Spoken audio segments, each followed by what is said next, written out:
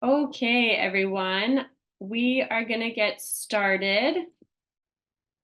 I have Yvonne Tran here with me today too from the Sustainability Council, so she'll be letting everybody in if they're joining after we start. So no worries if anyone is showing up late, if any of your mentors or anyone is coming later on, she'll make sure that they're let in and are able to join us today.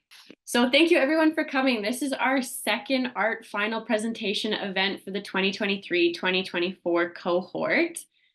So we want to thank you all for coming, and especially the project assistants. We are so grateful that you're all able to be here, and we're so excited to hear from you and learn more about the exciting work that you've been doing over the last 8 months or so.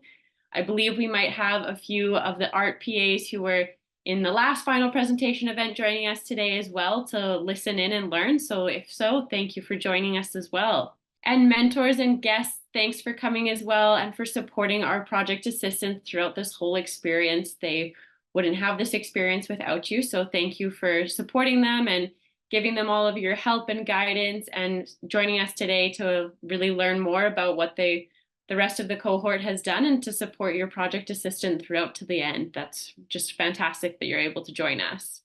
So my name is Shannon Heaney. I work at the Sustainability Council at the University of Alberta, and I've recently had the pleasure of taking over the administration of the art program. I'm sure you have received an email or two from me if you are here today. So I am the face to that name. I will be moderating today's event. As I said, Yvonne Tran is here with me as well to give some support on the technical side. The project assistants, you might get a message or a prompt from Yvonne before you present, and she'll be helping you share your camera and your audio before you're presenting. So she'll get you all covered there. But yeah, I will be moderating the event. So I will have the pleasure of introducing all of the art PAs and their projects. And I will be moderating the question and answer period after each presentation as well. Before we begin, I would just like to take a moment to acknowledge that we are situated on Treaty 6 territory. If you were not in this area, I would invite you to reflect on the lands from which you are joining us today as well. The University of Alberta respectfully acknowledges that we are located on Treaty 6 territory and respects the histories, languages, and cultures of First Nations, Métis, Inuit, and all First Peoples of Canada, whose presence continues to enrich our vibrant community. Our work in sustainability is very connected with the land. While we work in this space, it is important to reflect upon the histories of the land and the values of these lands, and to continue to reflect on the impact that we are making in our work. Thank you. So before we get started, I just want to give a little bit of information about the art program for those of you that might be joining us and don't know the background behind it. So the art program is supported by the Alberta Environment and Protected Areas as part of the Government of Alberta. And I believe we have all three of our Government of Alberta partners joining us today in the crowd. So thank you so much for coming. This program is administered by the University of Alberta at the Sustainability Council, as I had mentioned. So on behalf of the whole Sustainability Council, we are so grateful for all of you to join us, and we welcome you to this event today. So I'm going to give a brief outline of today's event, and then we're going to jump right into our presentations because we've got a long afternoon of great presentations ahead of us here, and I don't want to take up any of the project assistants' time. Hopefully we'll be wrapping up around 4 p.m. today. So the event is an opportunity for the project assistants in the art program to showcase their research and work that they've been doing over the past 8 months or so within their host organizations. So each PA or project assistant will have a chance to present their work in a short presentation. We are going to jump right into the presentations now. I will be sharing the slides as I mentioned in the chat. So project assistants, as we're moving through, please feel free to just give me a quick next slide and I'll move on to the next slide and I'll try and keep up with all of your presentations as we go along. So our next presentation, as I mentioned, is from Mernaz. Our next presenter, Mernaz Berharuz, is a PhD candidate at the Alberta School of Business and holds a Master's of Science in Industrial Engineering. Her primary research interests are in integrating data and optimization techniques used to formulate data-driven models applicable to diverse areas within operations management with a dedication to topics related to community enhancement. Wonderful. I will pass it over to you, Mernaz, and I will turn off my audio and just give me a next slide when you're ready. Hey, good afternoon, everyone. I am happy to present my project over wildfire ignition risk assessment, which was a collaboration with EPCOR under supervision of Steven Thibault. Next, please. So in today's presentation, first of all, I start with the objectives of this project, and then I describe our risk assessment approach, and then I go through the analysis and results, and finally the conclusions and recommendations. Next, please. So the overall objective of this project was to identify the EPCOR's distribution and transmission vulnerabilities and quantify the risks of utility ignition of wildfire in the city of Edmonton and surrounding communities. So basically, we would try to find out what are EPCOR's risks in order to initiate a wildfire in the city. And to do this analysis, we first of all we completed a literature review of best practices in terms of utility ignition risk assessment and mitigation. Then we work with the transmission and distribution engineering groups to identify potential sources of ignition. After that, for doing the analysis, we use the GIS tools, specifically ArcGIS Pro, to map the potential fire spread across the geography of Edmonton, and then we quantify the potential risk to society and identify the potential mitigations. Next, please. So regarding the scope of this project, we focused on the EPCOR's owned distribution and transmission assets in the city of Edmonton at neighborhood level. Next, please. So as I mentioned, the first step for us was to find out what are industry's best practices in the wildfire ignition risk assessment. And we started with analyzing and reading the best practices in the US cases with the focus on California utilities. And the reason for that was that California had experienced lots of wildfires and somehow they are leaders in the wildfire mitigation plans. And they had lots of comprehensive documents and they are publicly available. So we go through them and we find out what are the risk approaches and how do they try to identify the risk and develop their mitigation plans.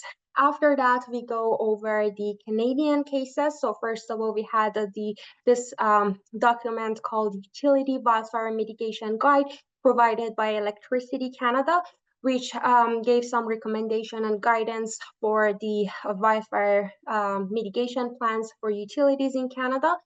And also there was another document for the Alberta electric utility wildfire cases, which reviewed the best practices for the three utilities in Alberta regarding their utility wildfire management. Next, please. The main takeaway from those best practices in the industry was over the risk assessment approach. So all of those best practices use this bow-tie risk assessment framework. And how this works is that we have a triggering event. In this case, in my project, it's wildfires ignited by utilities assets. And then there are some key risk drivers that can make this triggering event happen. And if this event happens, there are some impacts and consequences. So overall in this project, we are trying to find out what are those key risk drivers, what are the impacts, and how we can quantify them.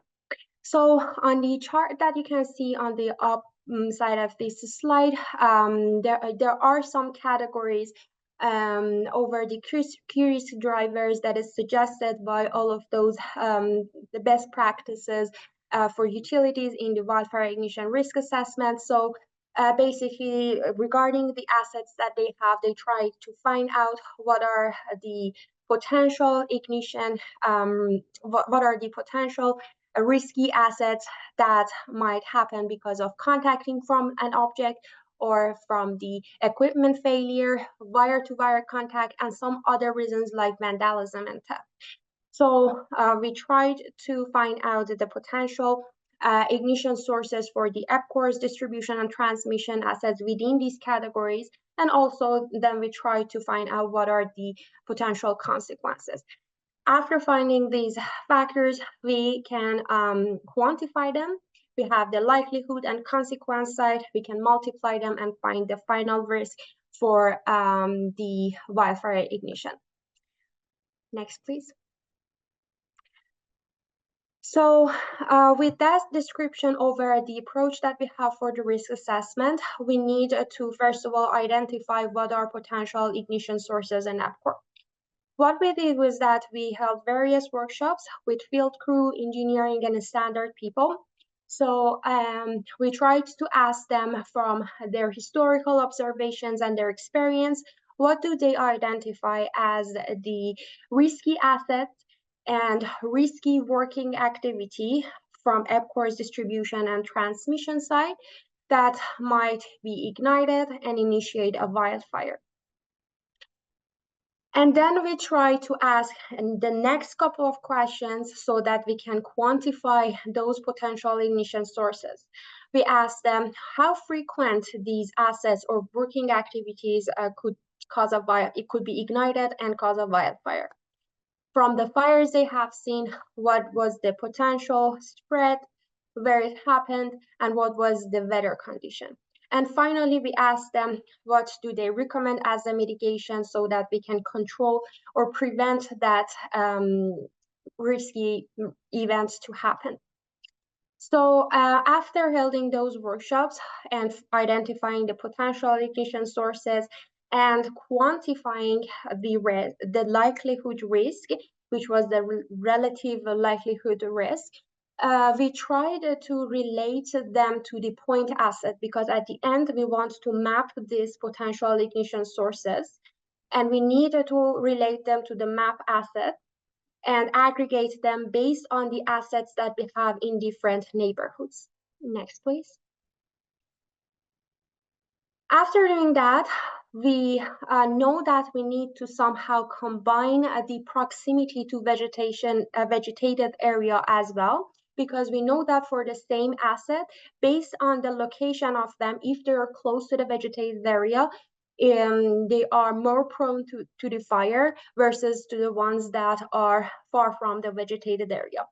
And to involve the vegetation score or proximity to vegetated area, we use the wildfire potential rating map based on vegetation, which you can see as a middle part map. And we try to combine this map with the results of our workshop and find the probability of ignition from EPCOR's distribution and transmission asset inside the city at the neighborhood level. So on the right-hand side, what you can see is the results of the probability of ignition, which basically shows the number of risky assets that EPCORS has in different neighborhoods, as well as attributing the vegetation score for that neighborhood. And I want to point it out that here, all of these results are the relative risk score. So one neighborhood relative to the other neighborhood. And then we have 5 different color codes, which shows that the darker ones are the neighborhoods that has more risky assets, as well as they might have more vegetation score. But the problem with this map was to see the highly red areas in the center of the city. And we believe that if the fire happened there, it can be controlled well, so that we need to incorporate some additional factors and adjusting factors so that we can reduce the risk that we can see in the center of the city. Next, please. So to do that, we tried to look for some adjusting factors, and these adjusting factors are fire hydrants density, average fire response time, and the population density. So these are some of the measures that we have the data over, and we know that we can somehow incorporate them in order to find the actual probability of wildfire risk inside the city. So for example, for the fire hydrants density, we know that if we have lots of fire hydrants in one neighborhood, the fire can be controlled well. So we know that there is a reverse effect of fire occurrence density on the likelihood risk. Or for the population density, we use this as the probability of vigilance. We say that if we have lots of people in one neighborhood, they can see the potential fire in that neighborhood and report it quickly so that the fire can be controlled well. But on the other hand, we have the factor called average response time, where we got this data from the historical data of response time to the fire in the city. And we try to aggregate them based on the neighborhood. And we know that based on the historical data, if there is a high response time, then it increases the risk. So we include these three factors in our likelihood part computation, like the formula that you see in the middle part, and then we find the probability of wildfire. So basically, we change the probability of ignition to probability of wildfire by incorporating some of those adjusting factors. And on the right-hand side, what you can see is that the most of risk right now is around the city rather than the center of the city, because if the fire happens in the center of the city, it can be controlled quicker and faster. Next, please. So the previous slide shows the likelihood part of our risk analysis, and now we need to move forward to the consequence part. For finding or quantifying the potential consequence, we use two measures of population density and a structure density at the neighborhood level. And we differentiate them for the residential versus non-residential neighborhoods. And the reason that we differentiated these two is that the population data came from the census data, and for non-residential neighborhoods, we do not have the population data. So somehow we need to adjust the weighting of these two factors for residential versus non-residential neighborhoods. For the residential neighborhoods, we say that there is the consequence, potential consequence is the average weighted of population density and a structure density. A structure density data was captured from the buildings footprint data. And then in addition to the buildings footprint or the number of structures that we have in each neighborhood, we included some additional factor that we call it as the indicator for the criticality. And by this factor, we say that we are trying to look into the neighborhoods inside the city that EPCOR has critical infrastructure there, so that in the case of the fire, there are more customers that might be affected by the results. So we included those critical infrastructures in this way in our computation. And then for non-residential area, everything is the same, but we gave additional score to the structures in non-residential neighborhoods, because we believe that if an industrial building burns, the effect would be higher to the society rather than burning one residential building. Next, please. So based on these two functions, we find out the potential consequence score. Again, at the neighborhood level, we have the 5 color codes here, which shows that the darker ones shows that we have in the case of the fire, more people and more structures would be affected in that neighborhood. And again, these results are the relative risk scores, one neighborhood relative to the other neighborhood. Next, please. So now that we have the likelihood part and the consequence part of our risk analysis, we can multiply them and find the final risk score. And this is the map that you can see on the right-hand side, showing the relative risk score inside the city for the EPCOR distribution and transmission ignition risk. Next, please. Now that we have the relative risk score, we need to somehow normalize those risk scores so that we can compare it, compare the city's risk relative to the rest of Canada. Unfortunately, we didn't have any wildfire risk rating from province or federal governments. Rather than some maps, like the right-hand side map, which shows the fire control zone, and you can see that the city of Edmonton is outside of this fire control zone. And also we have some anecdotal historical experiences from our field crew. For example, they say that for the last 15 years, we didn't have any grass fire past 30 to 50 feet. So that with this anecdotal information, as well as what we can see as the fire control zone map, we can say that the normalized risk or the risk of the city is somehow within the low medium risk in case of the fire relative to the rest of Canada. So in this way, we try to normalize our relative risk scoring, and we got this map in the slide that you can see that the most of the neighborhoods inside the city are in green zones and there are some yellow zones. Next, please. After finding the risk scores, the next step for us was to brainstorm about the potential mitigations. So again, these are the brainstorming from the field crew, standards, and engineering people in EPCOR, and some recommendation over those potential ignition sources. I try to categorize them into these groups like vegetation management, system hardening, asset inspections, replacement programs, removal programs, as well as work methods. And there are some examples for each of them that I listed here. For example, vegetation management as one of the main parts of controlling ignition in utilities. For example, is like tree trimming, or there are some advanced technologies like LiDAR that can be used for observing the wildfire. And another example, let's say for work methods, is one document that has been developed that's called hot work permit. This is something that was developed by EPCOR for controlling the risks from some of the working activities that could initiate a fire.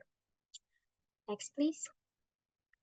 So with the results of this project, first of all, the first important takeaway for us was that the risk of EPCOR in initiating a wildfire is within low medium risk, but still it's important to identify what are those risks, what are those risky assets, and how EPCOR can develop the mitigation plans in order to reduce the risk for those risky assets. As I mentioned, EPCOR has done a great job in developing the hard work permit document in order to control the risk for the working activities. They can work on some other advanced technologies, as I mentioned, for vegetation management. They can use LiDAR or satellite, and these are some of the suggestions and recommendations for this project.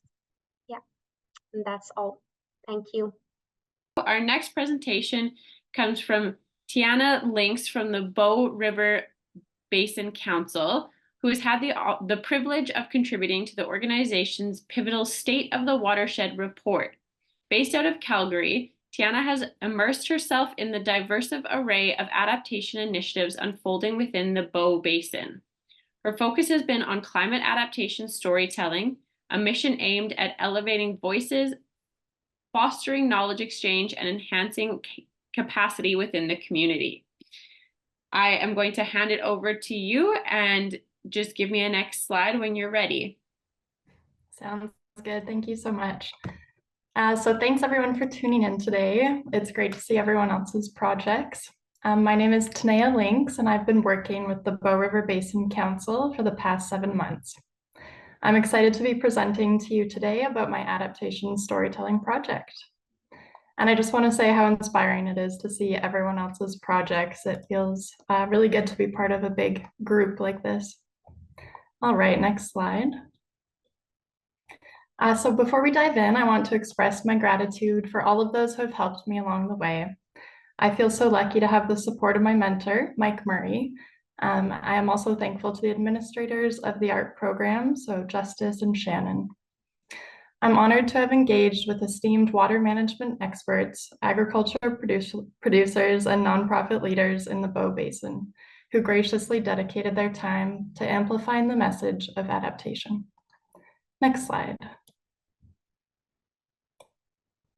All right, so the agenda for today, I'll take you through a brief overview of the Bow River Basin Council, aka the BRBC.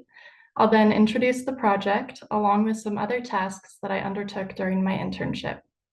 After, we'll explore my 4 core themes for the Adaptation Stories project. Then I'll share a little bit about the highlights and challenges of this experience. Next slide.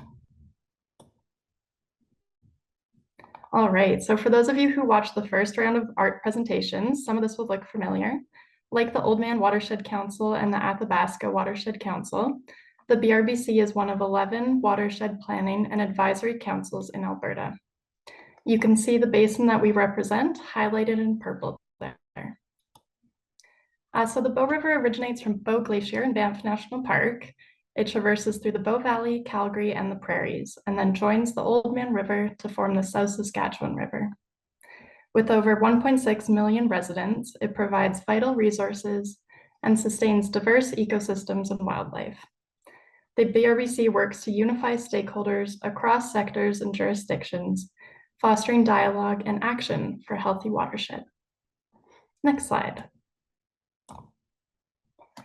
Okay, so as State of the Watershed Climate Adaptation Project Assistant, I focused on the climate change chapter of our upcoming State of the Watershed report, or SOW report, as we like to call it. I was examining adaptive planning and how various actors are responding to climate risks. I was keen to understand how adaptation policies have translated into action and to see the practices that producers, nonprofits, and land managers have used for decades to create mutually beneficial solutions for themselves and their land. While climate adaptation is a relatively new concept, resilience is not. People have been co-evolving with the landscape since time immemorial. While contributing to the SOW report, a new science communications project emerged. This is the Adaptation Stories in the Bow Basin project. Initially conceived as an interactive map with detailed project summaries, it evolved into 5 story maps hosted on Esri. These story maps, aside from the introductory one, explore 4 main themes. So I have rural adaptation, urban projects, policy and planning, and knowledge and skills. They merge a literature review with qualitative interviews, offering readers a unique insight into the world of adaptation in our basin. Intended to extend from our SOW report and be shareable through social media and partner websites, these narratives provide insights into methods, successes, challenges, and opportunities. And we hope to foster a deeper understanding of climate adaptation through this project. So today I'll be sharing stories from the 13 individuals across the western part of the Bow Basin whom I have the privilege of interviewing. It was truly special to showcase the valuable work of our partners, many of whose stories had never been shared before. Next slide. So this is the first theme I'll be talking about. This is urban adaptation. So as many of you know, municipalities in Alberta are facing the daunting task of accommodating population growth while also maintaining existing systems and services amidst a changing climate. To understand how municipal actors are addressing urban climate risks like flooding and drought, I interviewed several water experts. So Liliana Bozic is a senior water resources engineer at Urban Systems in Calgary, and we discussed reconstructed wetlands and their benefits. Anne Nauman and Simone Lee of Calgary River Valleys showcased a stream bank restoration project, highlighting the importance of healthy riparian areas for flood protection and water quality. Harris Switzman, a sustainability manager at the Calgary Airport Authority, emphasized the role of ecologically sensitive drainage infrastructure on runways and then drought-resistant vegetation. Next slide. Okay, the second category is rural adaptation. So rural communities face unique challenges due to their large land base and dispersed populations, which often leads to degraded infrastructure and slow emergency response times, which are only worsened by extreme weather events. So to tackle these problems and promote ecological integrity, nonprofits have, for a long time, collaborated with agricultural producers and land managers to implement place-based solutions. For example, Eric Butters, pictured on the left there, is a rancher in the Ghost Sub watershed, and he uses electrical fencing to keep his cattle out of riparian areas, which maintains water access, cools fish habitats, and enhances resilience against floods, fires, and drought. Other projects in the story map include beaver dam analogs, which were featured in the last presentation, hanging culvert replacements, regenerative agriculture, bioengineering, bridge replacements, and beaver coexistence initiatives. Next slide. Okay, the third topic is policy and planning. So water management in the Bow River Basin involves multiple jurisdictions, policies, laws, and licenses with responsibilities shared amongst various entities. In the story map, I delve into some of the legislative pathways for adaptation, highlighting contributions from experts like Mary Ellen Tyler and Judy Stewart, who explore methods such as land use bylaw amendments to integrate climate change adaptation. Interviews within the story map shed light on strategies, including watershed modeling, climate adaptation plans, and sustainability initiatives, while also touching upon emergency preparedness planning. Next slide. And the last category is knowledge and skills. So in this final story map theme, I focus on the crucial role of capacity building in enhancing climate resilience. Interviews with professionals like Michelle Anderson and Pablo Pina of SAIT underscores the significance of institutional support in fostering new skill sets and contributing to a broader knowledge base around adaptation. In my interviews for the other story maps, it became quite clear that many organizations involved in adaptation also prioritize capacity building. For example, the Ghost Watershed Alliance Society began organizing bioengineering workshops over a decade ago to develop new skills among volunteers and partners.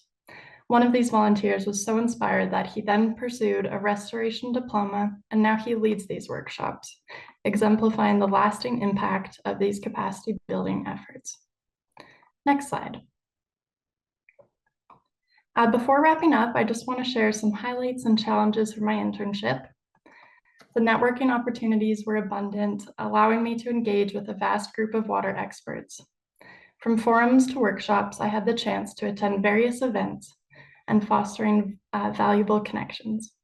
Additionally, the diversity of tasks that I tackled, from policy scans to fieldwork, kept things dynamic. Despite the challenges like learning new skills such as video and audio production and navigating the project's independent nature, I'm proud of the growth and adaptability I've achieved. Managing the product independently was a learning curve, but with mentorship and trial and error, I successfully pushed the project forward.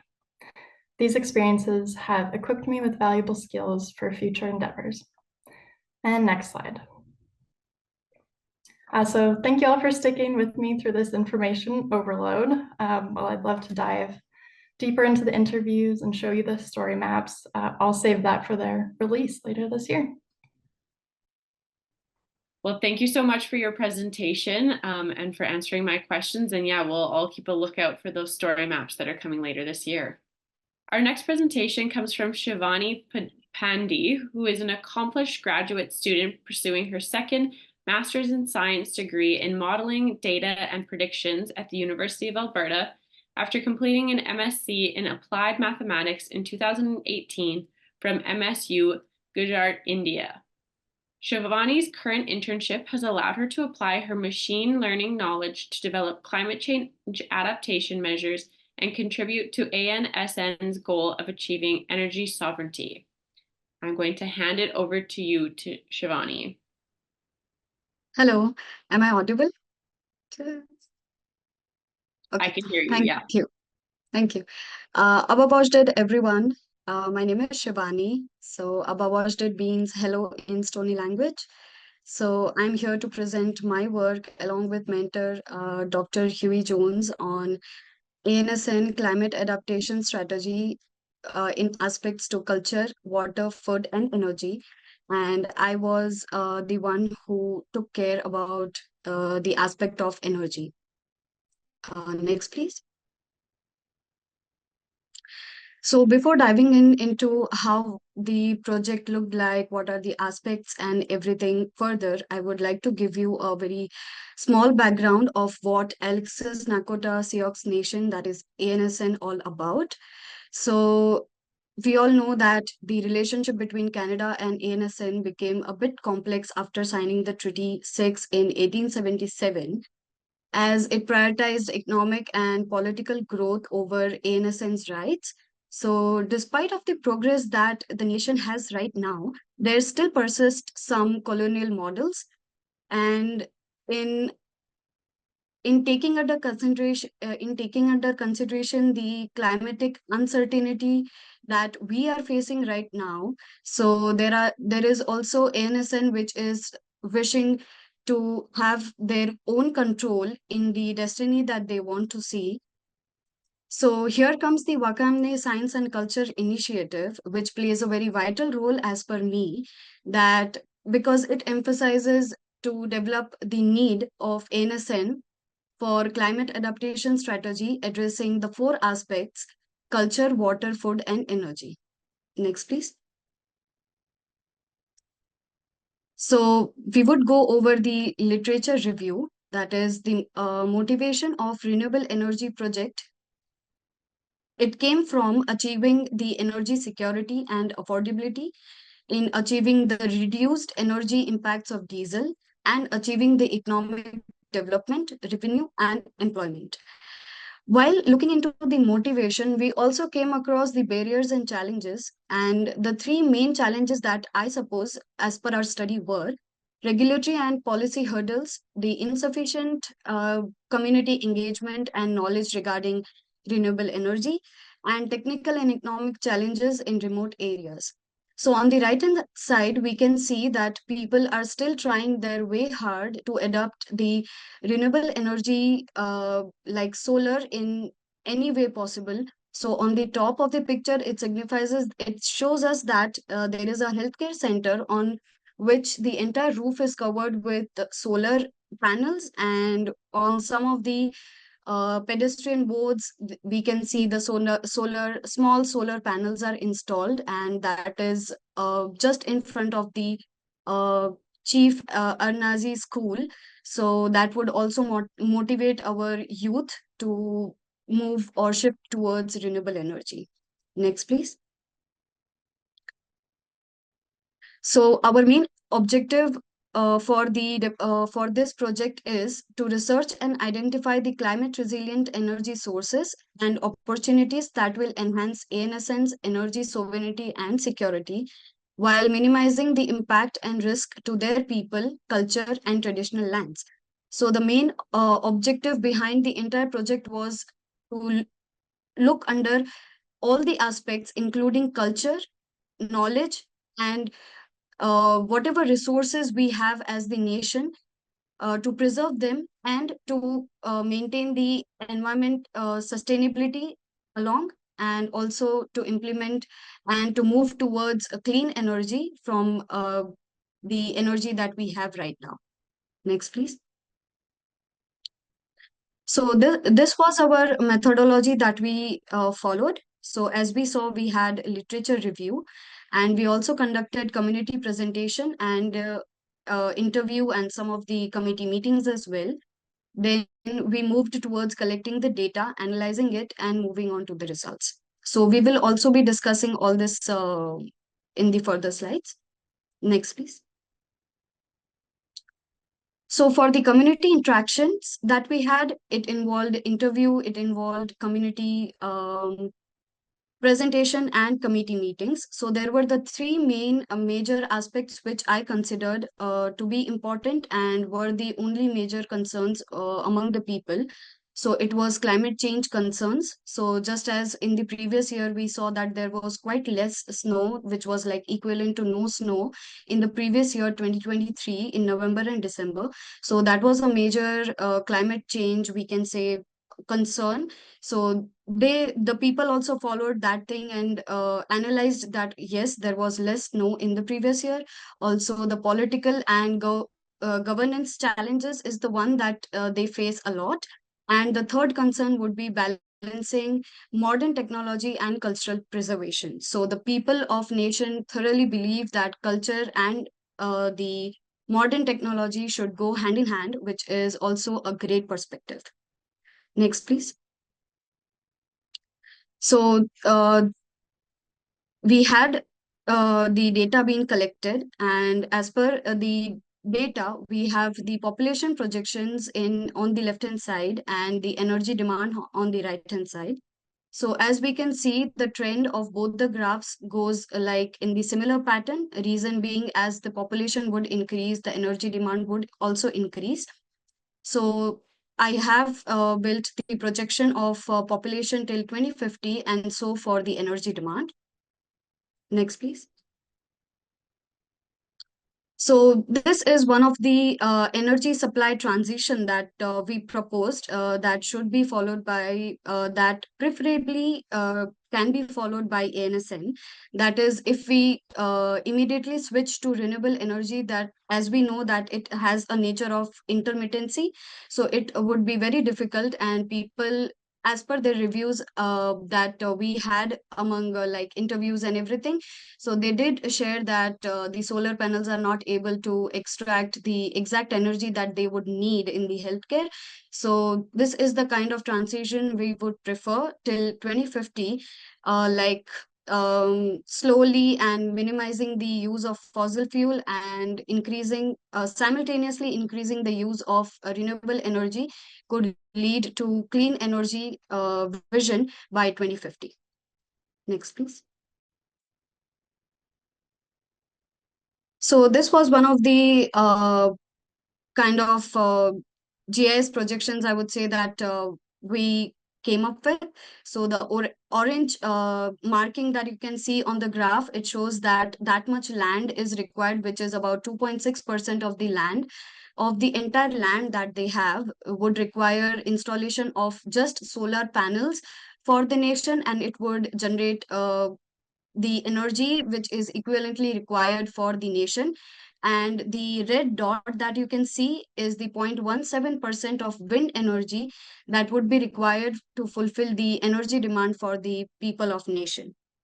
And overall, the entire picture that you can see is the land available for the nation's people. Next, please. So for the conclusion, I would conclude by saying that the as per the policy and participation, if there is enough participation for community in all the aspects of the project, and also there are renew some new insights of policies of how we can renew them in such a way that people are more benefited out of it, and we equally preserve the culture and their rights. So that is one of the conclusion that I can come up with. And the key success factors would be early and meaningful engagement of the community, respect for indigenous rights, equitable sharing of project benefits, risk and ownership. And also the projects that do come up for with ANSN should be kind of long-term projects.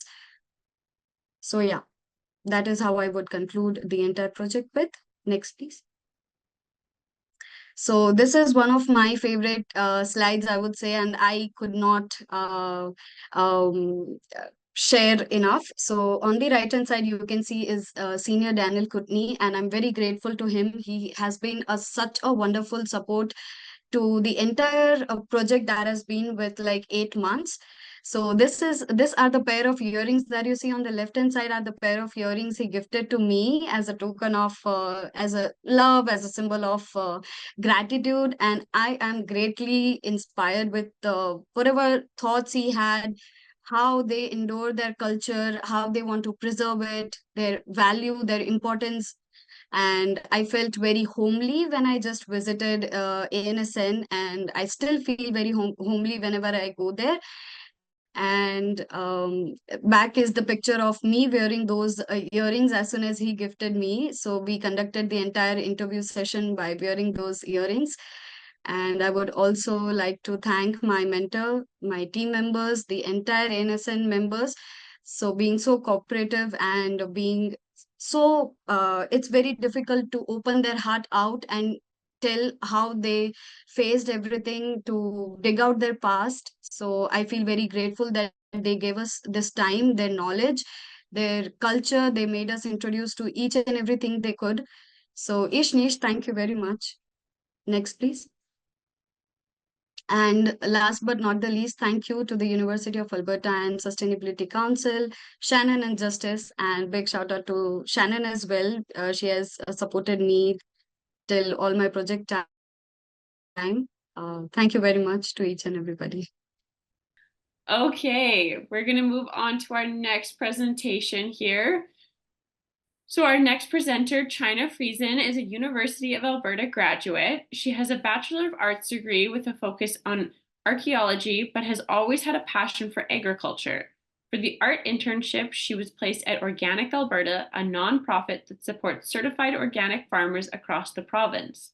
She's been working on implementing the Southern Farm Clubs program, which focuses on communication and connection with farmers who are at the forefront of climate mitigation in Southern Alberta.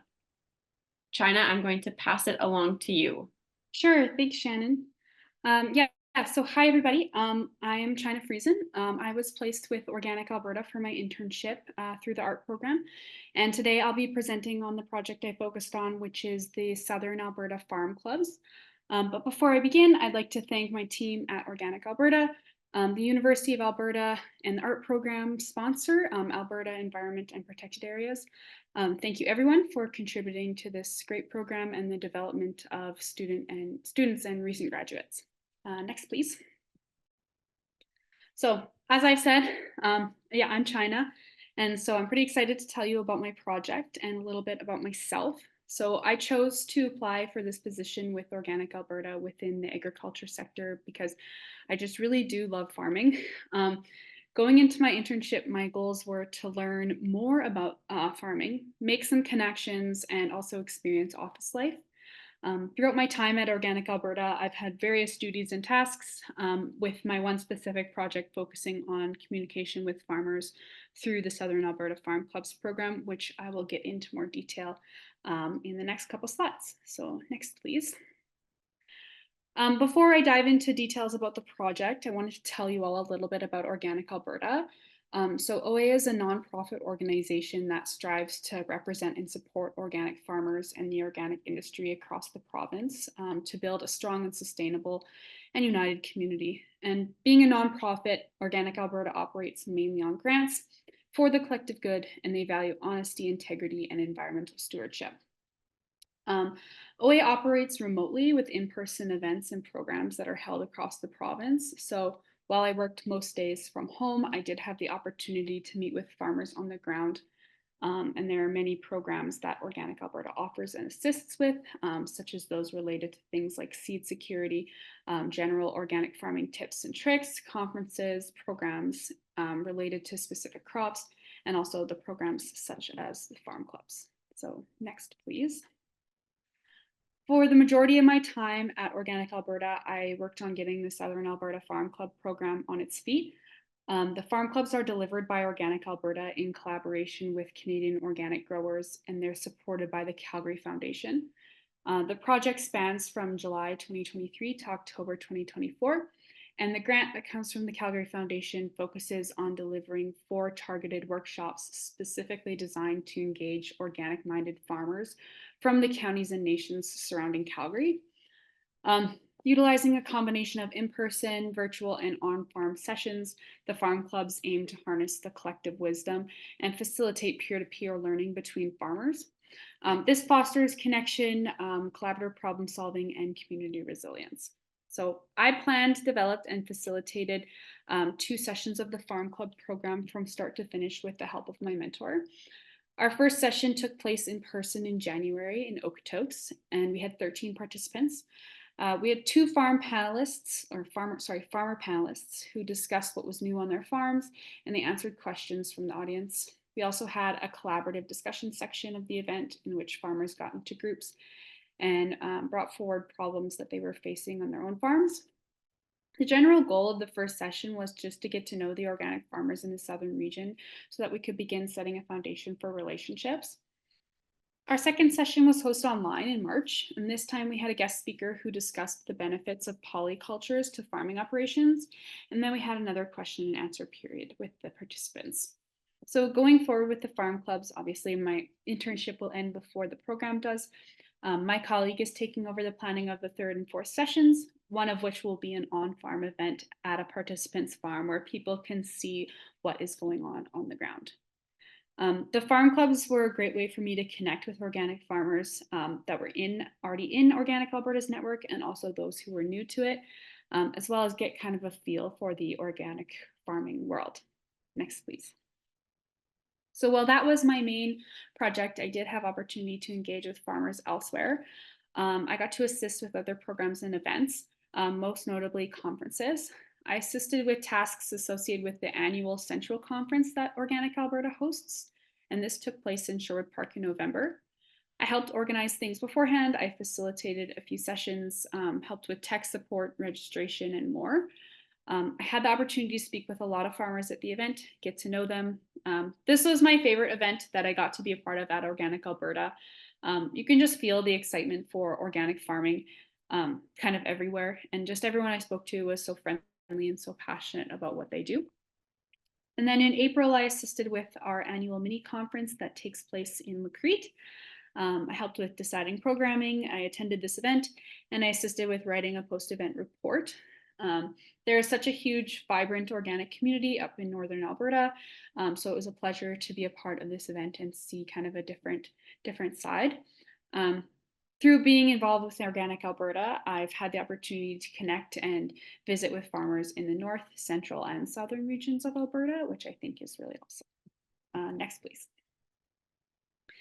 More generally, I was just involved in day-to-day activities of Organic Alberta, staff meetings, correspondence, social media, and generally just helping out. I had the absolute pleasure of just working with such a great team. Organic Alberta is completely remote. Sometimes this is a bit tough, but I felt appreciated by my community, and we were able to see each other for in-person events and staff get-togethers. I also feel that Organic Alberta is really well connected to the farmers, and they actively work to forge relationships despite not necessarily being in the same area of Alberta as everyone. I'm really happy for this experience. I feel like I've learned a lot about myself and office work in general. And more than anything, I've learned that the people at Organic Alberta really care about farming. They really care about farmers, and they care about the planet. Sometimes I think we feel down because it doesn't seem like a lot of people care about the climate, but these people do. Next, please.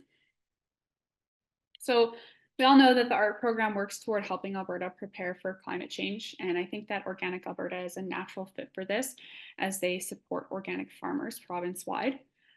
Agriculture is at the forefront of the climate discussion, and organic farming even more so, as organic practices are beneficial to the earth.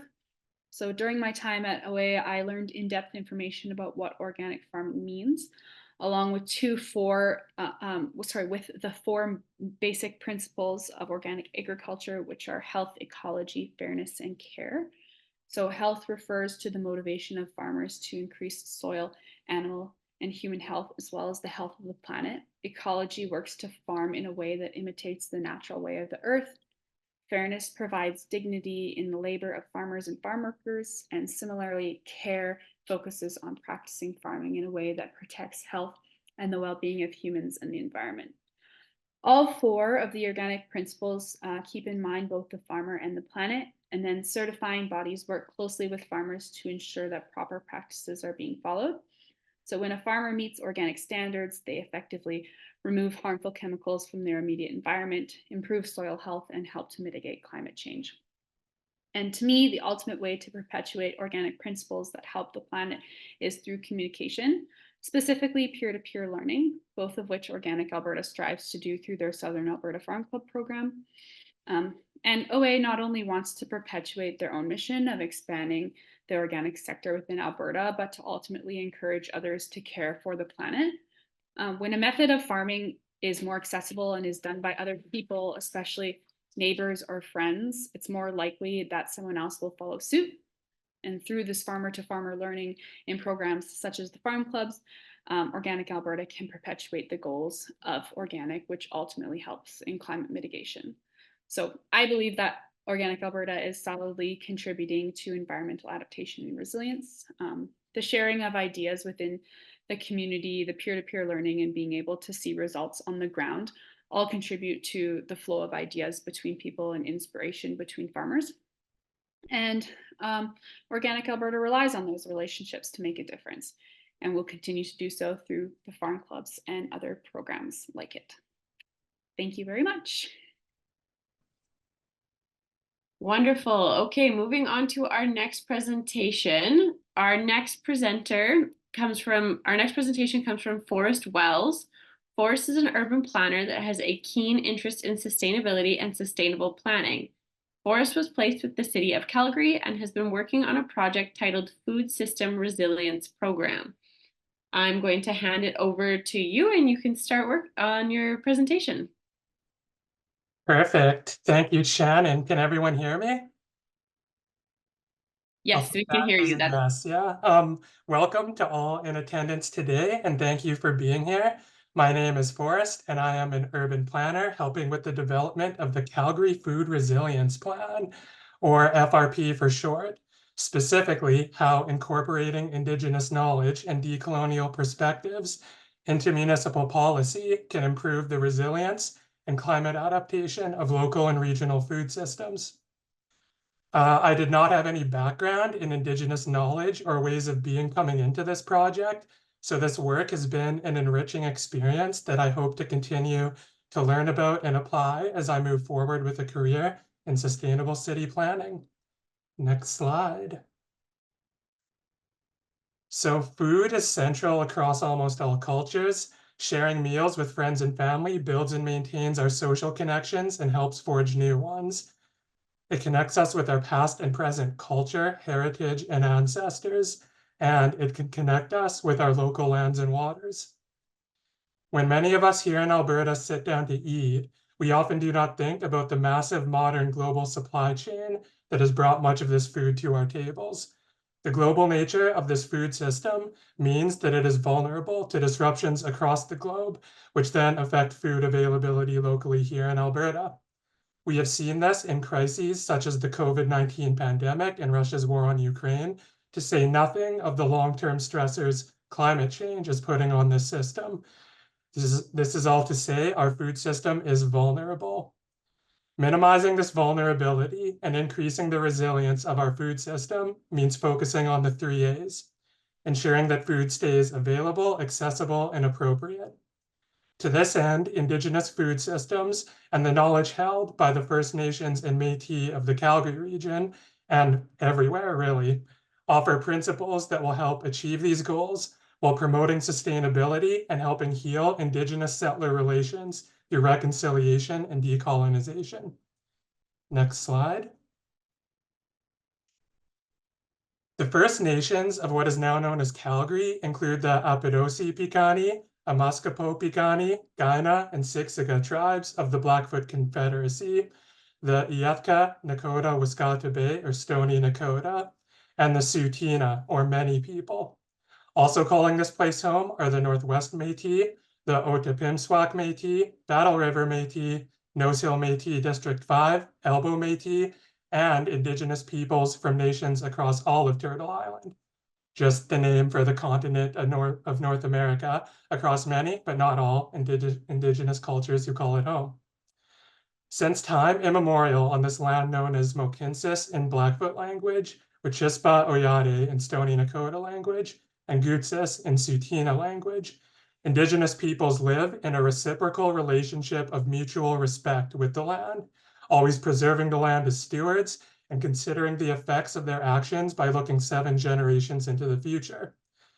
Over the course of thousands of years, Indigenous cultures have accumulated a vast wealth of knowledge that revolves around holistic views of ecosystems, recognizing the intimate interconnectedness of humans and nature. This is opposed to how Western science and worldviews have historically looked at nature, attempting to understand systems by reductionism into individual components within a hierarchical framework. However, recent Western thinking has increasingly recognized the need for more holistic, systems-based thinking in regards to environmental sustainability and resilience, values which Indigenous knowledge systems have been based around since time immemorial.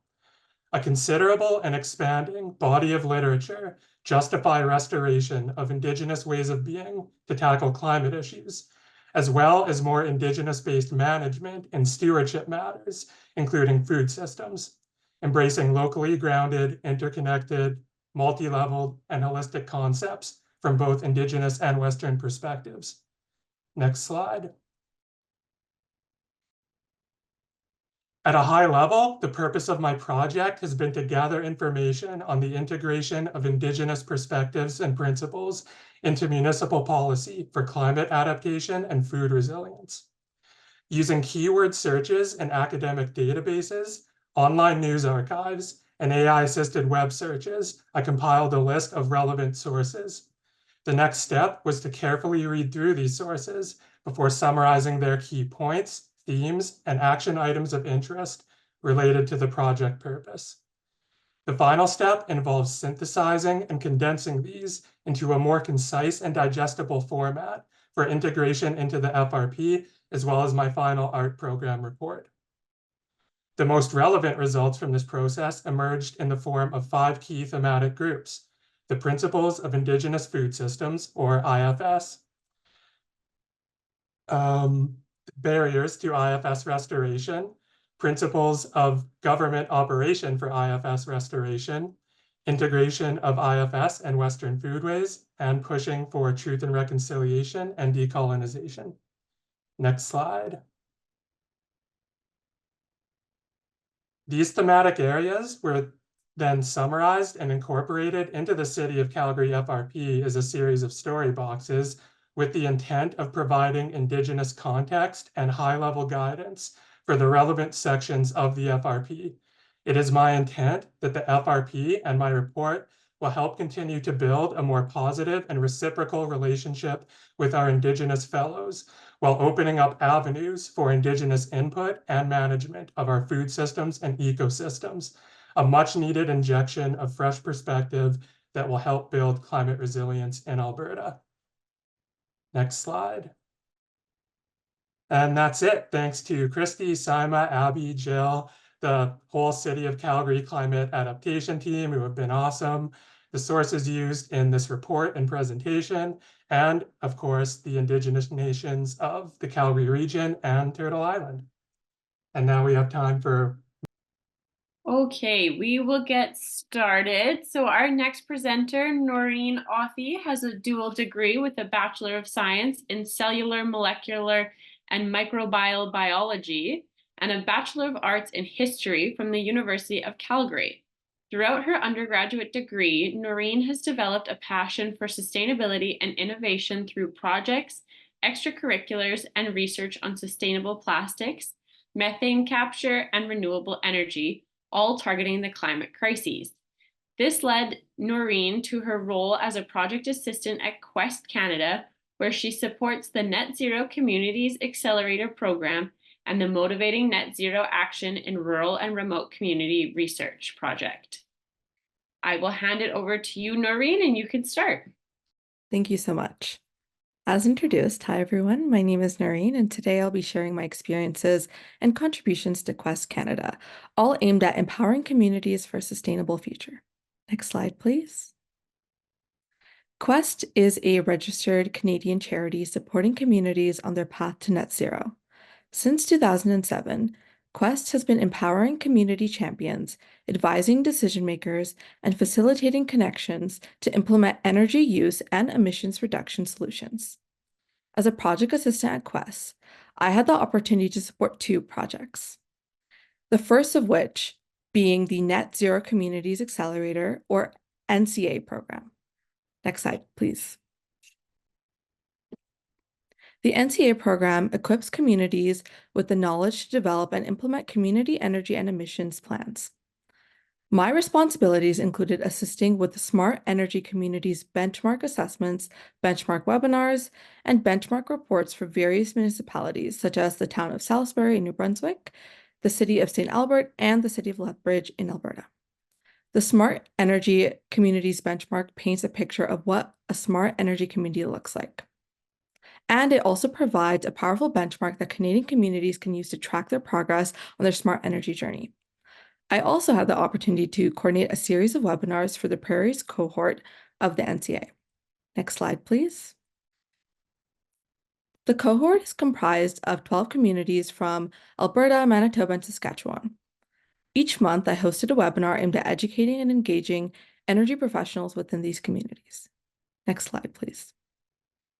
To give an overview of these sessions, in January of this year, Mark Baxter from the Government of Alberta led a session on understanding the structure and governance of Alberta's electricity system. This webinar aimed to enhance the municipality's understanding of electricity fundamentals and their alignment with environmental goals. Then, February's session featured Peter Robinson and Catherine McDougall from the Community Energy Association. They discussed practical strategies for developing and implementing energy and emissions plans, tailored specifically for the municipalities in Alberta, Saskatchewan, and Manitoba. And then in March, Randy Saad, who is the Executive Director of Refocus, explored innovative management strategies to address complex municipal challenges. This webinar included case studies from Kitchener and Nanaimo, demonstrating how systemic approaches can help municipalities adapt these challenges. In April, Danielle Weiss from the Community Energy Association again highlighted the impact of electric vehicles on regional economic development.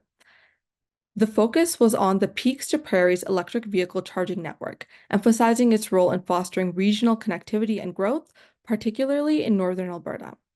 Each webinar provided valuable insights and practical strategies, fostering engagement and collaboration among community members and stakeholders, and supporting Quest's goal of achieving net zero emissions through informed energy planning.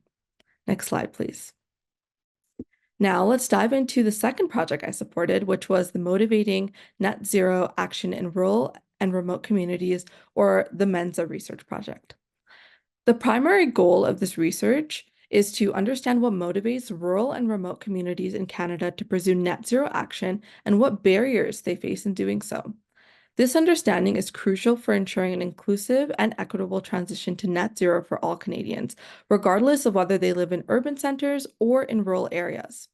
This research is particularly important because it helps in developing tailored strategies and policies that address the unique challenges and opportunities in rural and remote areas. By doing so, it contributes significantly to Canada's broader net zero goals and ensures that the transition is just and equitable for everyone. Next slide, please.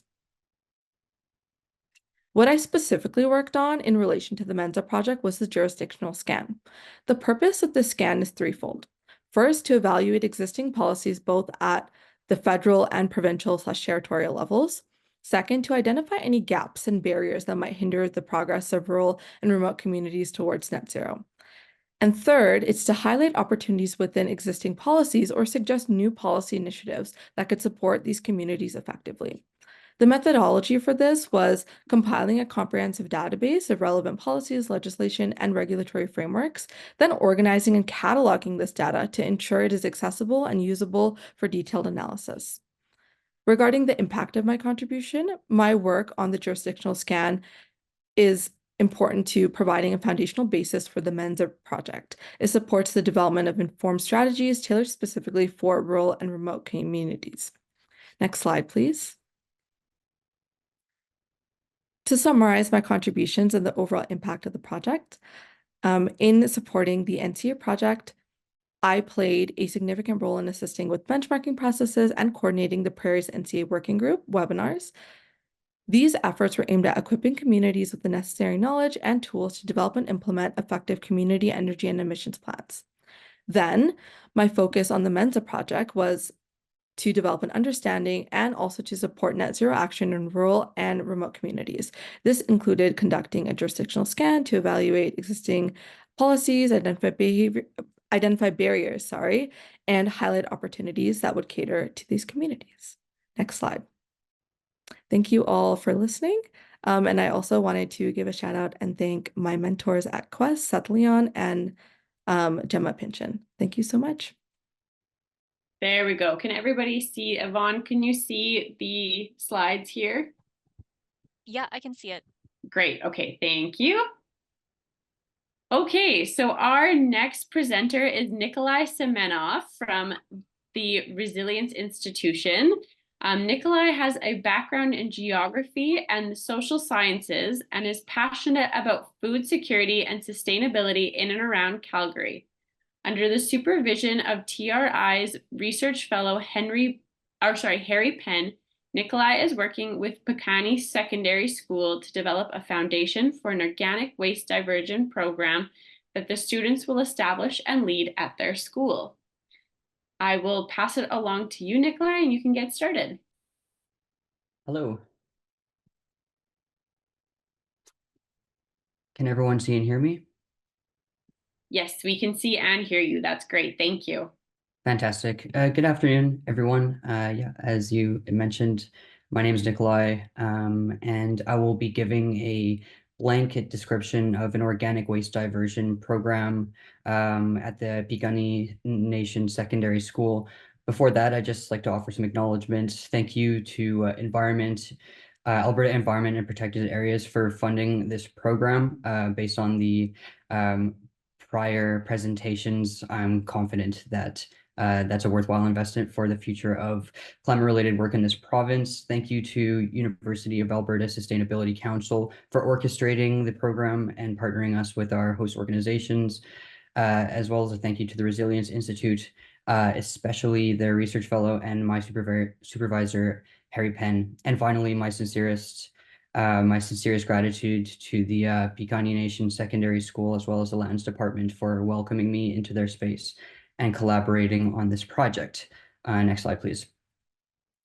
So I'm just going to go over a brief description of the Resilience Institute's work and mission, then this project, how it came to be, what it is, followed by the project's goals, and finally the project's next steps, future of the project, as it has shifted and evolved throughout the course of my internship with TRI. Next slide, please. So the Resilience Institute is a national charitable organization that works in research and education around climate-related issues in specifically Indigenous and remote communities.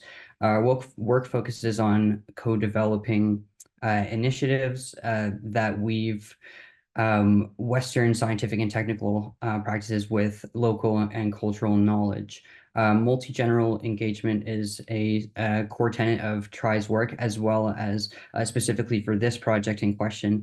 And finally, and I would say, to my understanding, the reason the Resilience Institute exists is to address a gap between climate science, communication, and action on climate change. And for what it's worth, the project that I've worked on exists under the communication and action on climate change, not exclusively, but primarily. Next slide, please. So the Resilience Institute and Picani Nation have had a trusted and strong relationship partnership for the last 7 years, more or less since 2017.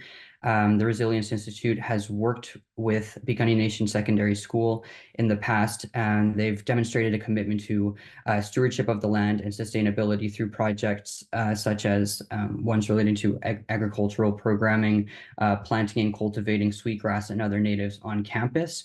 And to further this commitment this year, the school has expressed an interest in creating an organic waste diversion program.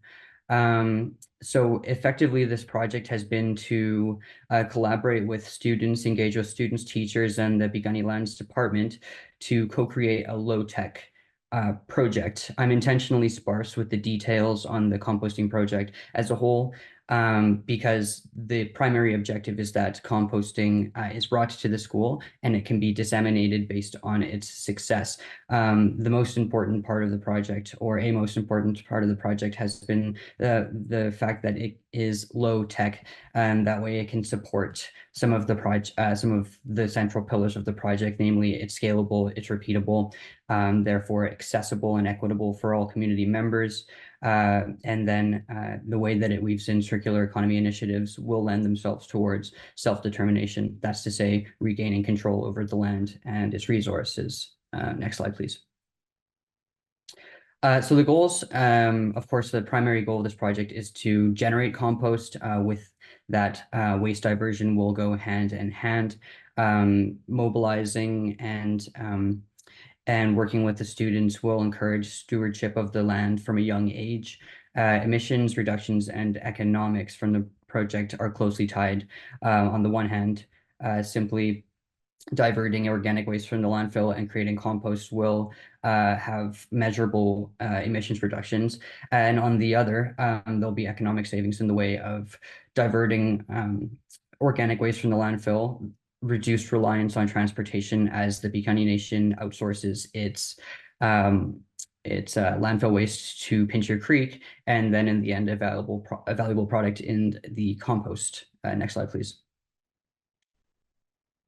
So there's been a host of experiences in the last year, including pardon me, I'll just start from the beginning of the slide here. So the primary next step will be building the project out in the summer, now that we've secured enough funding to, at the minimum, start a project at the Piikani Nation Secondary School. Ideally, we'll be composting by early August. And by that time, we'll be able to start including some results of the quantitative and qualitative nature as well. And then the scaling will already start taking place as well, as we've successfully attracted enough funding to support 3 projects of the similar nature. So not just at the school, as well as at the daycare and a third currently unnamed location. And finally, once all of these projects are scaling out and functioning, they'll be able to support other growing projects from the lands department, including but not limited to restoration of prairie grasslands and many more. And that's what I've got prepared for today. Thanks for your time. Wonderful. Thank you so much, Nikolai. That was great. That was such a wonderful presentation. It was really interesting to learn more about your placement and the work that you were doing. I'm going to look in the chat to see if we have any questions for you, but maybe I will start us off with a question. Is this work that you were doing, is this something that's related to your background, or was this kind of out of your scope of your academic and personal background and a new learning experience for you? I like this question a lot. The answer is always yes and no. So as far as the technical expertise required for composting, it's entirely related to past work that I've done, largely volunteerisms, as well as in academics as well, though. I've got over a decade experience with composting. As far as all of the facets of the project, I would say the answer is also still yes. I cast my net throughout my background and my undergraduate incredibly wide. I have a very generalistic background, having studied human geography, philosophy, and so on. That said, it's always a blessing and a curse. So, you know, on the day-to-day, I do appreciate the asset of being a generalist. However, a sort of all-encompassing program like this with a community that I've never worked with in the past did present, admittedly, some challenges. Great. Thank you so much for your answer. I think, yeah, it's always difficult when you are more general and some of those finite details, but it does really garner support to being able to work on a project that's so broad like this and has so many aspects to it. So I really appreciate your answer, and really interesting to hear about your extensive experience with compost. That's a very interesting background. I would love to pick your brain more about that. Thank you so much for your presentation. We'll move on to the next one. So thank you so much for sharing that. Thanks. Okay, great. Our next presenter is from Connellan Donahue. Connellan is a Métis citizen who holds a Bachelor of Science in Environmental Sciences. Connellan has experience working with the Piikani Nation Consulting, Government of Alberta, and the Watershed Planning and Advisory Council through the Oldman Watershed Council. Connellan is currently finishing his placement with SAIT through the ART program and will continue on with SAIT over the summer. I'm just going to fix your slides here, Connellan, and then I'm going to hand it over to you. Great, thank you, Shannon. So hi, everybody. My name is Connellan Donahue. Like Shannon mentioned, I'm working at SAIT on developing the sustainability strategic plan. My mentor is Jacqueline D'Amboise, the Associate Director of Sustainability. I'd just like to take a moment to say thank you to her and thank you to Shannon and Justice for facilitating this with the U of A Sustainability Council and all my colleagues at SAIT that I've met over the past 8 months. Forgive me, I'm going to move a little quickly here as we're behind on time, and I'd like to show you how much has been done over the past 7 to 8 months. Next slide, please. First, I want to acknowledge the land SAIT resides on. So this is the traditional territories of the Niitsitapi or Blackfoot, the people of Treaty 7, and the Métis Region 3. Next slide, please. My project supervisor, Jacqueline, was seconded into her role of Associate Director of Sustainability in 2023, and part of her responsibilities is to complete 3 mandates. A large part of my role in turn of developing the strategic plan was to ensure success in completing these mandates. As our department was a team of 2. These mandates were promoting sustainability initiatives on campus, forming an advisory council for sustainability at SAIT, and creating the draft of sustainability strategic plan. Next slide, please. Sustainable development or sustainability refers to the long-term stability of the economy while uplifting the institution's social and environmental responsibilities. This is achieved through the integration and acknowledgement of economic, environmental, and social adaptive frameworks in our curriculum, operations, and applied learning opportunities. With using our learnings, common best practices, and subject matter experts on campus, SAIT can equip students, staff, and faculty with the knowledge and practical applications of sustainable development in all programs to directly impact our province's economy, labor market, response to climate action, and adaptation to industry challenges. Next slide, please.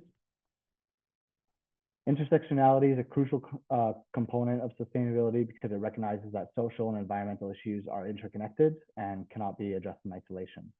It acknowledges that identities such as race, gender, class, and ability intersect, influencing experiences of oppression and privilege. By examining forms of oppression simultaneously, we can arrive at more equitable solutions. Next slide, please. Collaborative sustainability initiatives yield numerous advantages for the campus. By pooling knowledge, sharing resources, and working together, we can achieve more impactful results. And community-based programs often inspire positive behavioral changes. A few of these relationships are Nathalie Sequoias, which is a Canadian Indigenous Learners Center at SAIT. To build upon this relationship with them, we would always invite space and engagement from members of Nathalie Sequoias and their chosen elders in our event, eco-ambassadors, and as representation on our Sustainability Council. EDI provides the conditions for a healthy campus where everyone feels welcome, supported, and included. These diverse perspectives from BIPOC, women, and the members of the 2S LGBTQ+ community bring in valuable insights into our direction of sustainable development. Next slide, please. The United Nations Sustainable Development Goals provide a globally recognized framework for addressing urgent social, economic, and environmental challenges, including sustainable production and consumption, community resilience, and climate action. By aligning with the SDGs, we can strategically prioritize our efforts, ensuring that initiatives contribute directly to broader global goals. Additionally, using the SDGs as a framework enriches educational experiences for students, encouraging critical thinking about how their field contributes to achieving specific SDGs and foster a sense of global citizenship. STARS was developed by Aishi. It's on the screen there. It's a long acronym. It serves as a transparent and adaptive self-monitoring framework for post-secondary institutions to measure their sustainability performance. It employs measurements that have been developed collaboratively with input from the international campus sustainability community, and allows for meaningful comparisons over time across different institutions. Next slide, please. So the Sustainable Development Advisory Council is responsible for providing advice and direction to the Executive Management Council by building a forum of voices for students, faculty, and staff. On behalf of state sustainability initiatives and programs, the council consists of chosen or volunteered representatives based on their passion for sustainability or representation from nearly all schools and departments of state. The intent of this is to build upon the long-term value for state students and to empower them and staff to embed sustainable strategies pertaining to academics, engagement, and campus operations. The council deliverables are just on the bullets on the screen there. We can move to the next slide. So as far as data recording goes, one of the first campaigns we did was the Circular Campus campaign. It's an awareness campaign to celebrate state's waste reduction efforts in the circular economy. For example, the School of Advanced Digital Technology through the year of 2023 had recycled 17,623 pounds of e-waste.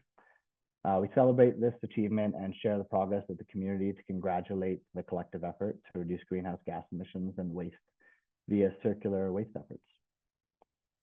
Next to the tables with some preliminary research of other Canadian post-secondary institutions and their resources in terms of sustainability to really highlight our need for to implement some of these resources and frameworks in our institution. Under that is a picture of the Oscar waste sorting system we just recently got at our campus. It's a machine learning tool named after the trash-loving Sesame Street character Oscar the Grouch.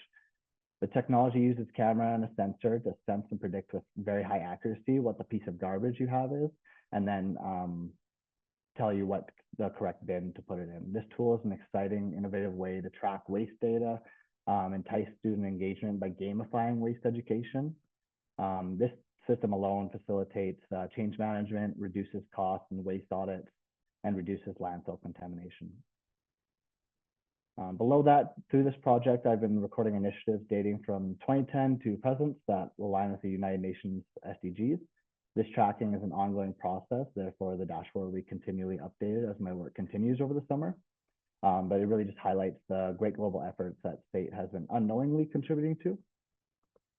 Next slide, please.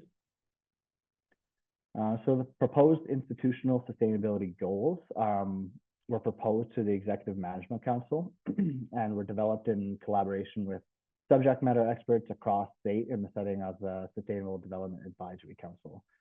There are 6 different focus areas from a group of curated council members. These focus areas were institutional support and framework, academics, continuing ed, applied research, operations, engagement, and lastly, my group, climate action. These sustainability goals each had specific objectives to be completed in the upcoming 3 to 5 years. Some examples of these objectives include formalizing the Office of Sustainability, adopting and reporting on the UN SDGs, increasing the number of faculty who are trained in sustainability and the interrelated effects of their industry, making sustainable transportation more accessible, and to encourage the use of campus as a living learning laboratory for sustainability education. Next slide, please. These are a few of the professional development and networking opportunities I was able to attend during my time here. The College and Institute of Canada's annual conference is the only event of its kind in Canada. It was hosted here in Calgary.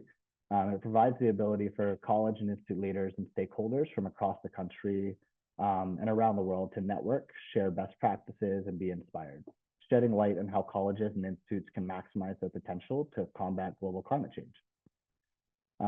There's the 2023 Calgary Climate Symposium, which was a week of sessions, including lessons about climate action in the city, lessons from waterways and their inhabitants, Indigenous and planetary health, and so many more. Further building relationships, state had the opportunity to meet with the University of Calgary with our facilities management sustainability teams and kind of do a show and tell to share best practices, lessons learned, and celebrate our successes. ENVS 128 is a free public course offered by state that is focused on the introduction to sustainability. providing knowledge and habits to implement in conversation, our homes, and professional lives. The Academic Leadership Forum of STATE invited me and Jacqueline to the meeting to facilitate a workshop around embedding sustainability in the curriculum. This is primarily to provide learning opportunities for faculty and address any concerns or challenges associated with introducing sustainability principles and best practices into their teaching. The support and learnings made from faculty members in this session was truly outstanding and really heartfelt. The STATE Days workshops was a series of workshops provided by subject matter experts at STATE for professional development. I chose to take the Future Energy Ready course by the Dean of McPhail School of Energy, which talked about future projections based on real world statistics and limitations in respect to regional energy supplies across Canada. Okay, next slide, please. So we did a lot of engagement. We took a student first approach with sustainability at STATE. The Eco Ambassadors are a volunteer group that we made of 200 student, staff, and faculty members that started in November. These people are dedicated to supporting the growth of sustainability measures on campus, and this group fosters a growth-minded community that is set on being part of a solution-based, impactful change. We engage alongside the STATE campus to not only bolster STATE sustainability initiatives, but to also allow the Eco Ambassadors to learn how they can weave sustainability concepts into their future careers, homes, conversations, and everyday habits.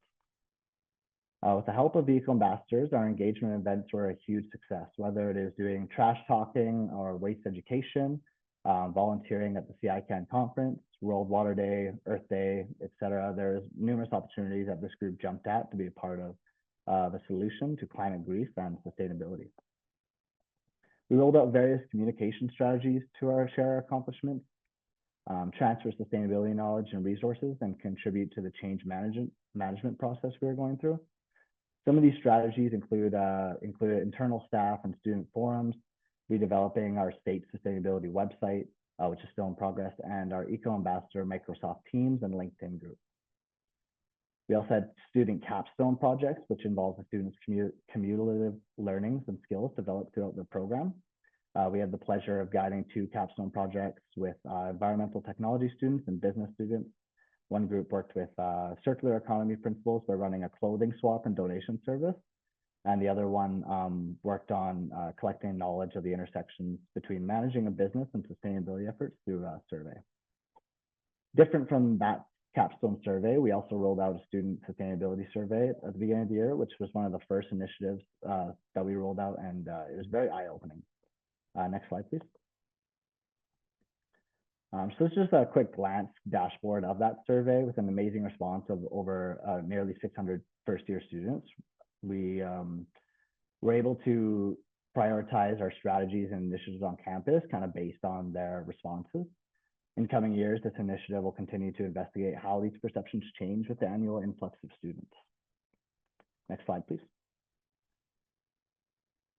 Currently, the Sustainability Strategic Plan is still under development with the Sustainable Development Advisory Council.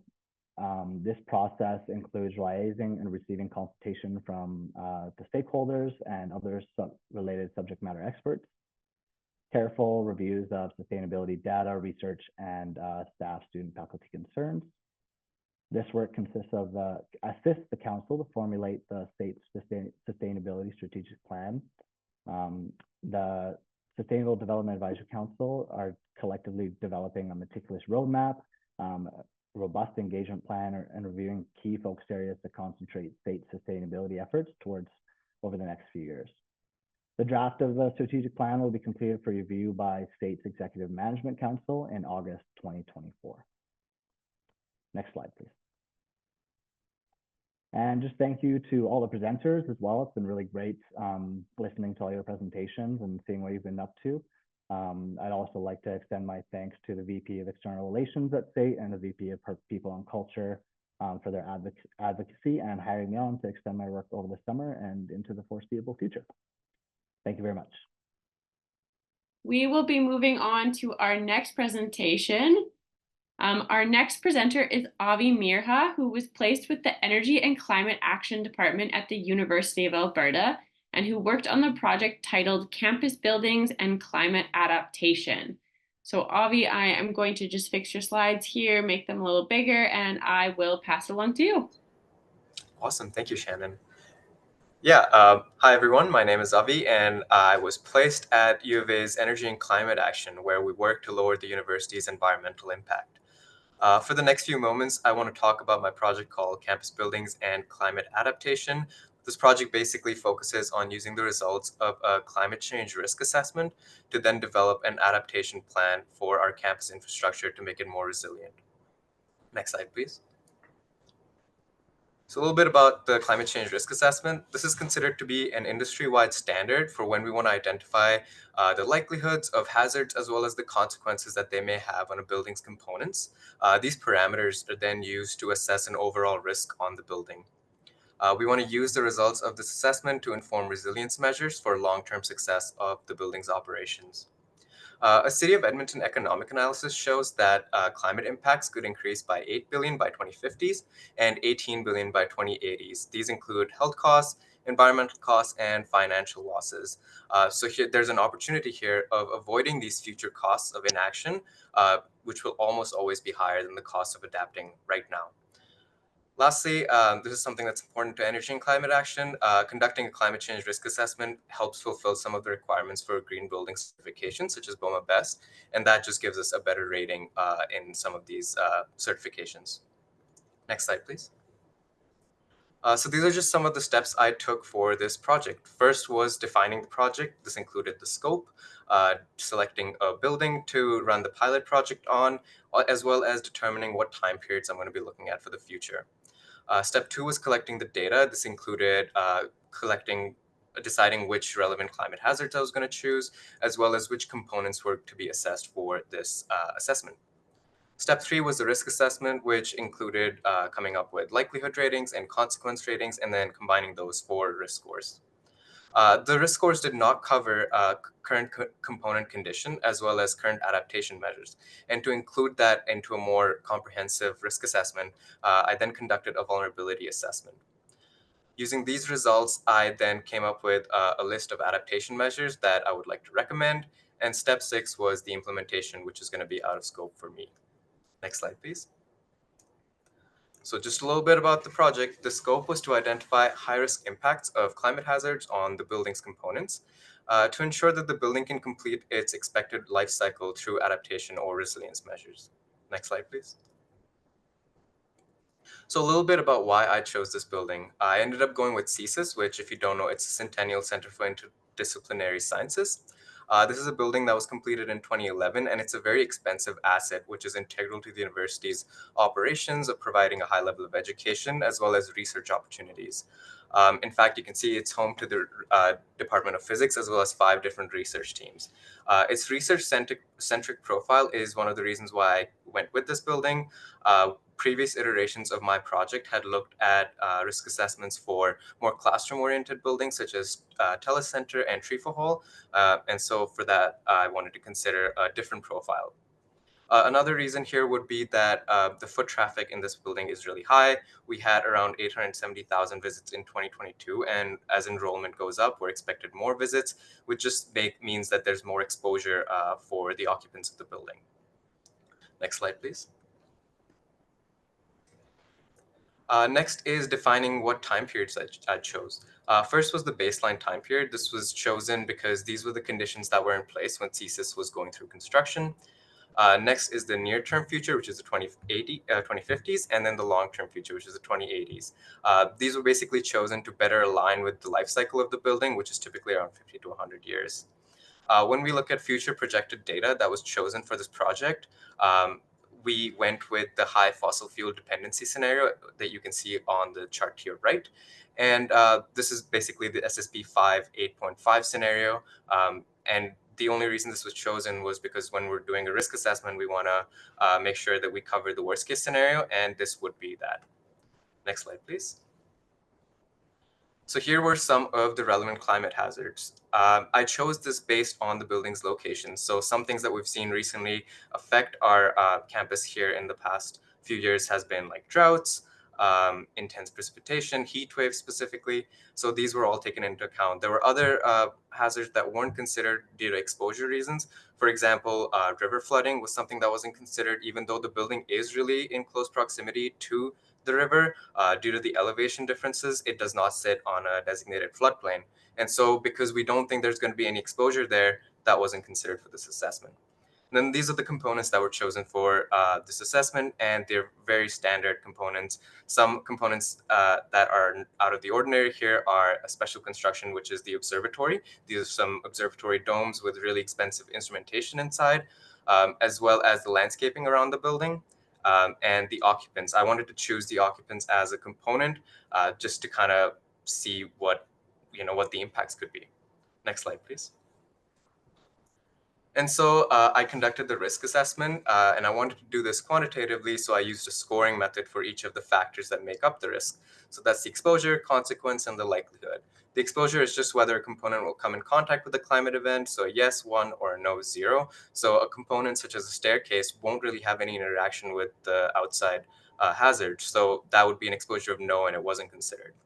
And then it's the likelihood. This is just the probability that a climate event would occur relative to the baseline time period that we chose earlier. So if there's any hazard that is a higher, it goes up in intensity or frequency relative to that baseline, it's considered a high likelihood. And if it's lower, then it's considered a low likelihood. And then the consequence is just the impact that the climate event is expected to have on the building's components. And you can see the risk matrix that was used for this on the right here. Next slide, please. And so I got the results of the risk assessment. So this is just a snapshot of those of severe risk interactions from the 2080s, kind of just to outline the worst case scenario again, because the 2080s interactions are more severe than the 2050s interactions. So some of these are winter precipitation's interaction with the roof construction, for example. We're expected our snow loads to get heavier due to wetter snow as well as more volume. And for that reason, we expect that to be a problem. Another thing that we're expecting to see is more wildfire and associated smoke. And we want to make sure that our distribution systems, especially our air handling units and their filtration systems, can handle the smoke. So those were some of the things that were captured here. Like I mentioned previously a little bit, is that these risk assessment scores didn't cover the component condition currently and their current adaptation measures. And so I had to conduct the vulnerability assessment. Next slide, please.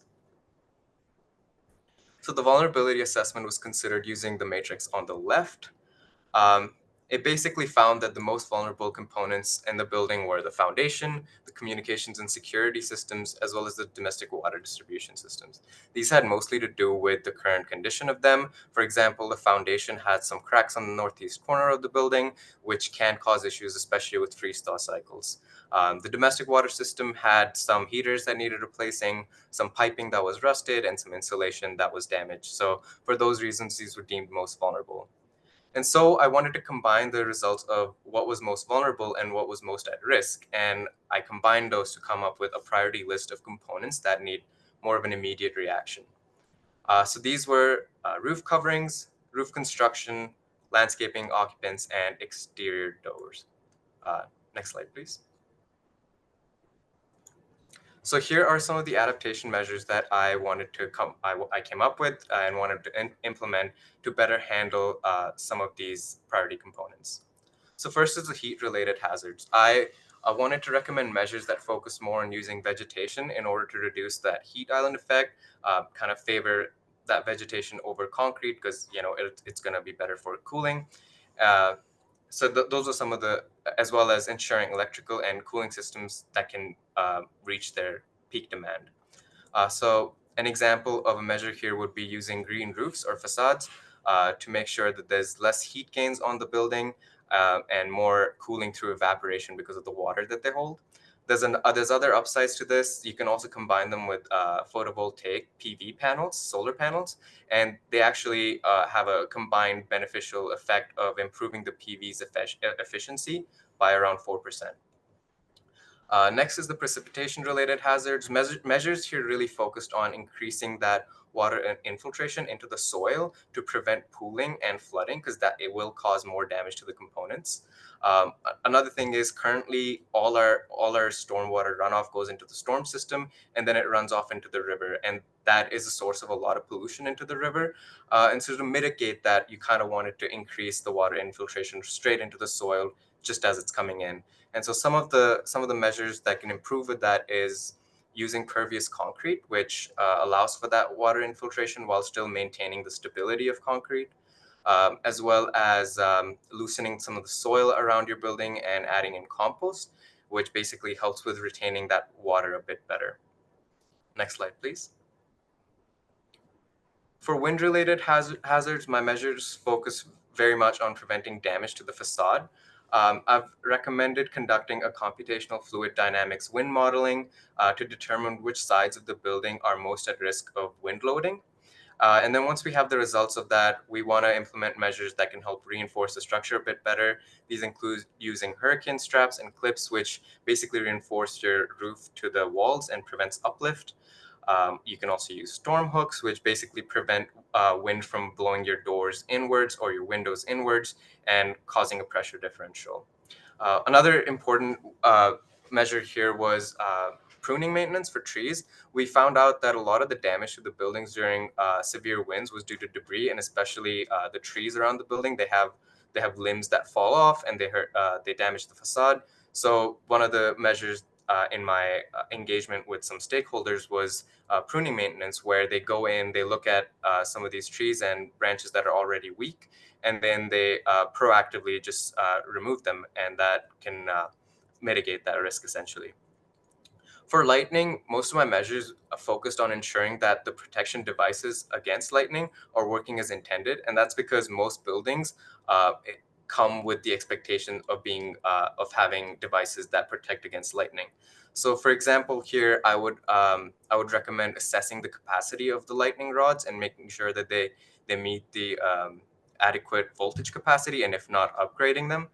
I would also recommend testing and maintaining our surge protection devices, which are really critical for protecting research equipment, as well as ensuring that we have a minimum of 72 hours of power backup to power the critical systems, which that includes lighting, power, communications and security, water.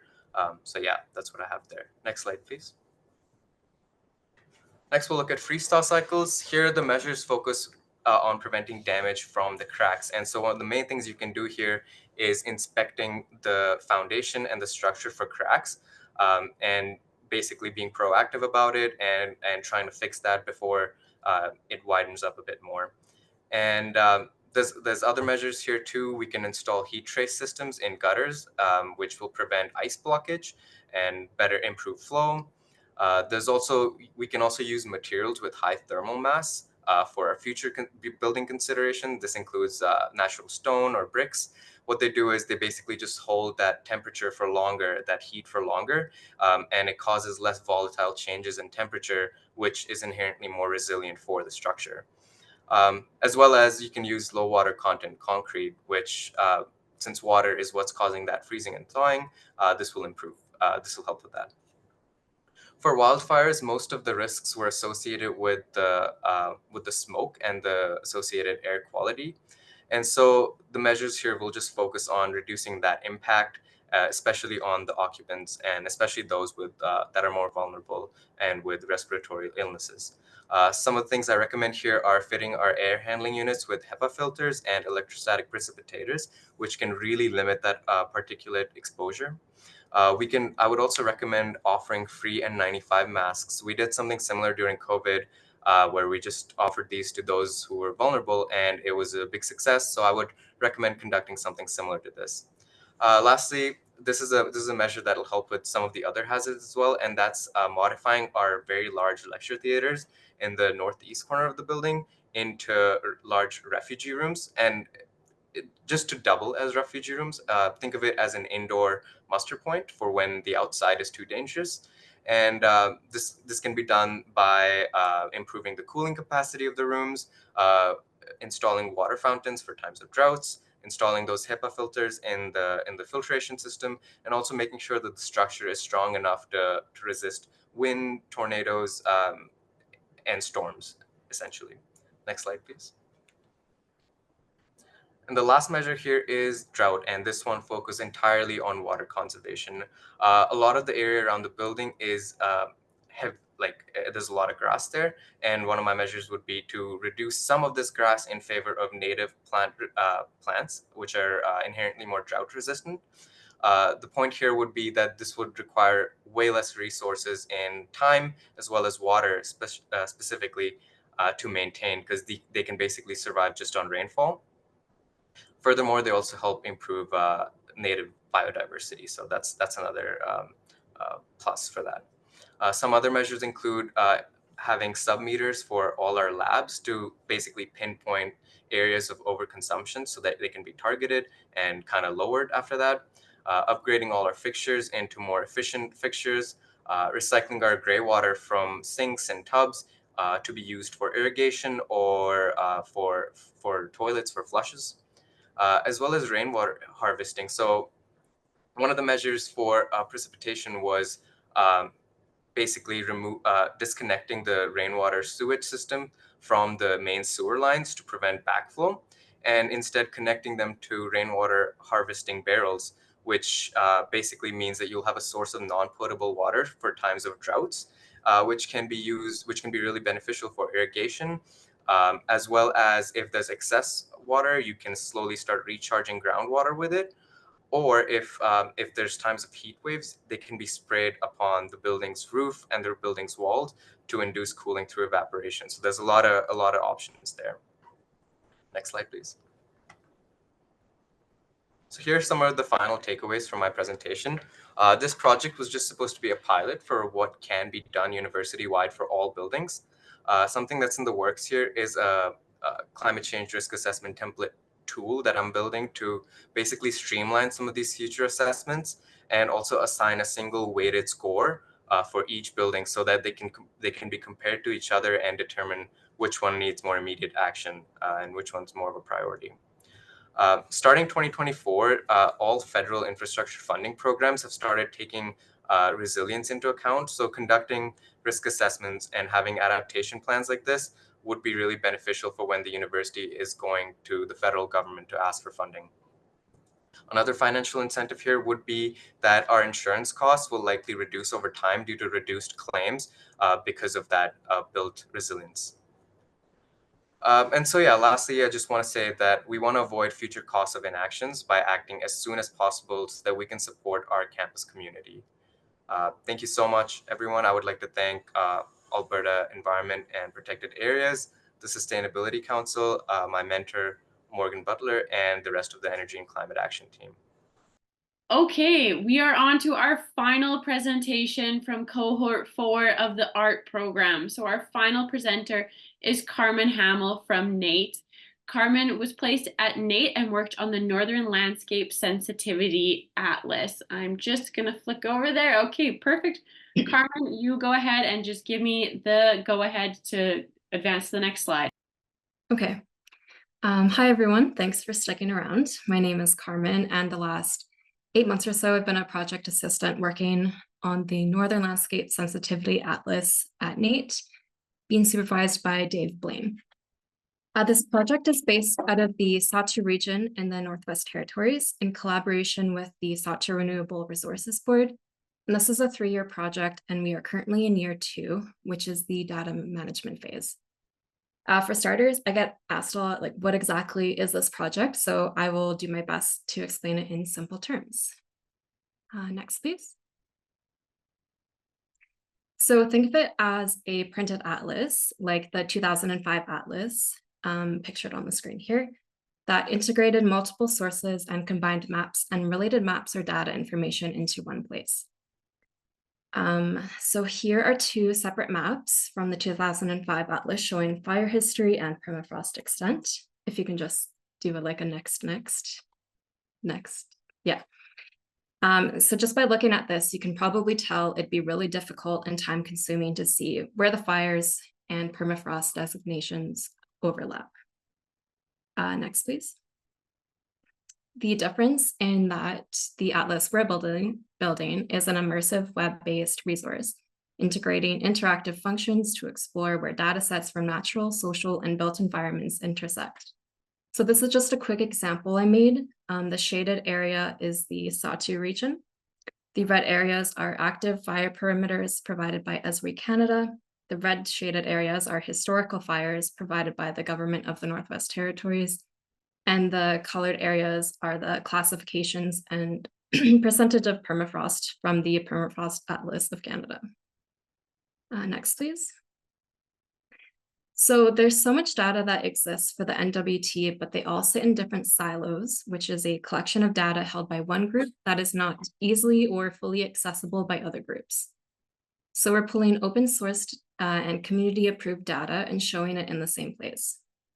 So for example, oil and gas exploration and extraction has existed in the Sahtu for over 100 years.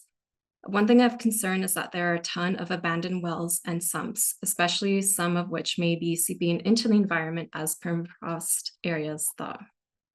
So this, along with climate change, has been affecting their wildlife and traditional lifeways.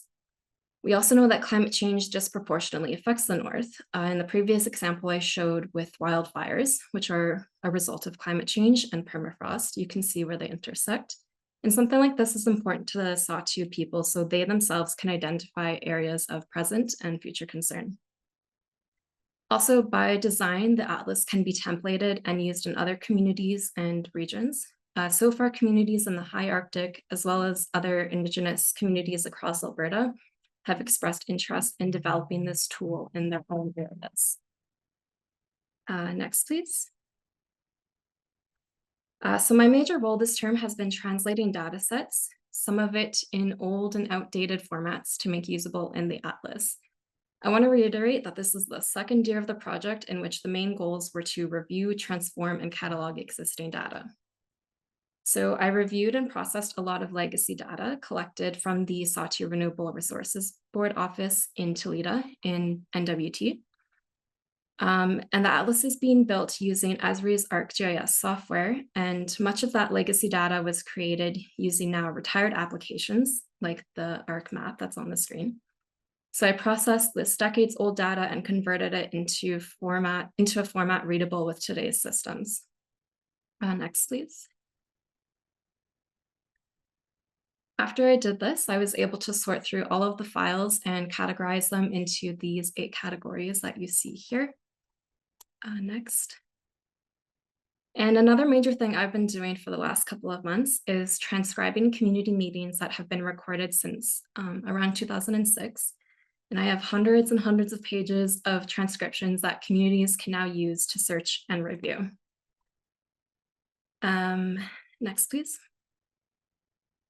And one more. Yeah.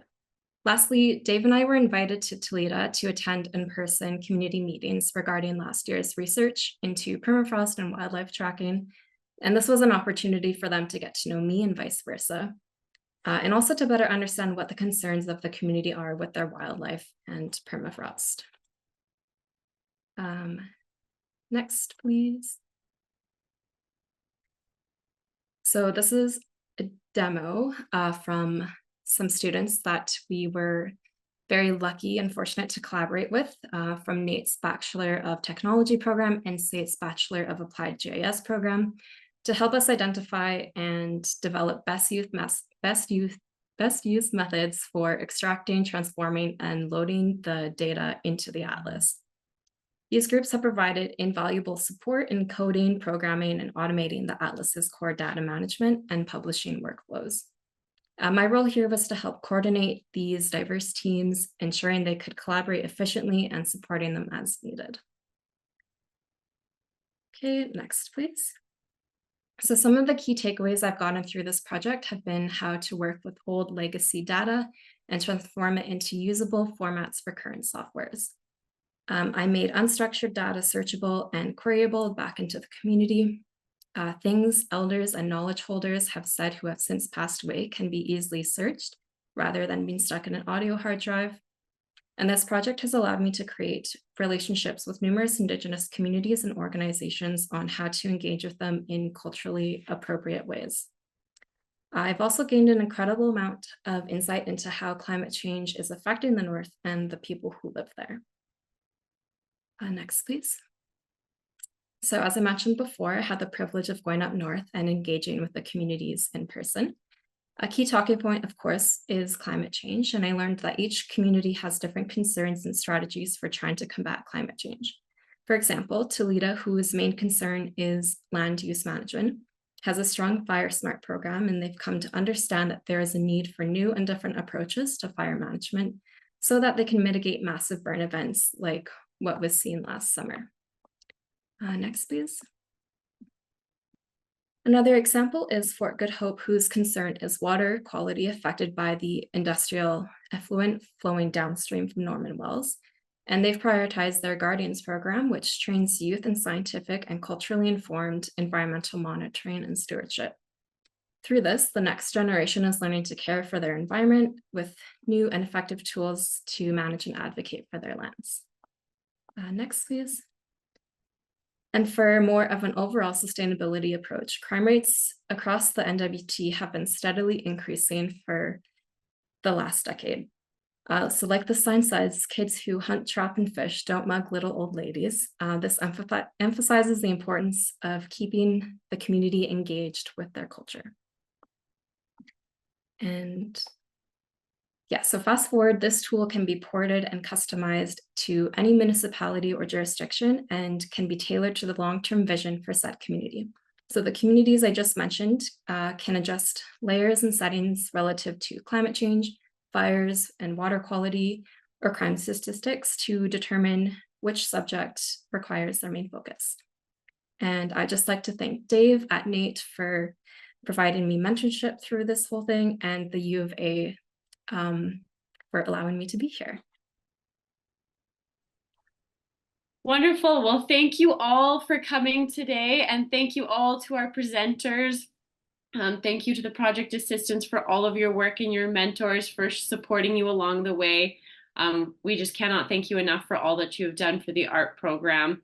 If you'd like to find out more about the art program, feel free to go to the University of Alberta's sustainability page. There's lots of information about the art program there, and all of the final reports from our project assistants this year will be shared there.